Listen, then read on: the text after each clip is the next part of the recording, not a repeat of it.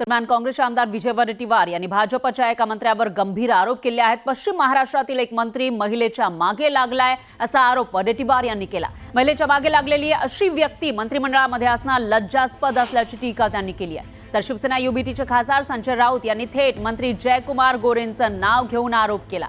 त्यांनी या महिलेचा छळ आणि विनयभंग केलाय। ती महिला लवकरच विधान भवनासमोर उपोषणाला बसणार आहे असा दावा त्यांनी केला।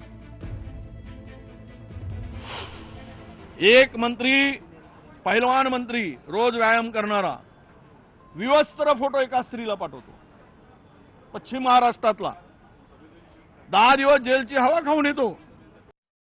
त्याच्या पलीकडे जाऊन 10,000 रुपयाचा माफी मागून न्यायालयात दंड भरतो आणि मंत्री झाल्यानंतर त्या महिलेच्या मागे लागतो ब्लॅकमेल करायला। विवस्त्र फोटो पाठवलेला मंत्री जर मंत्रिमंडळात असेल आणि म्हणून या सगळ्या मंत्र्यांना त्या ठिकाणी मंत्रिमंडळात किंवा मंत्री म्हणून राहण्याचा अधिकार आहे का?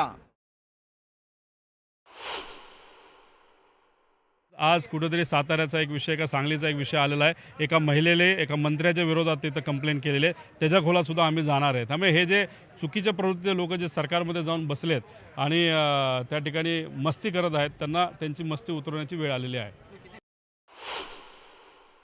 आज एक नवीन प्रकरण सातारचे जयकुमार गोरे यांच्या बाबत एक अत्यंत गंभीर जे स्वारगेट पद्धतीचं प्रकरण आहे। स्वारगेटला जो प्रकार घडला तोच प्रकार देवेंद्र फडणवीस यांच्या मंत्रिमंडळात भाजपचे त्यांचे अत्यंत लाडके मंत्री जयकुमार गोरे यांच्या बाबतीत घडलेला समोर येतो।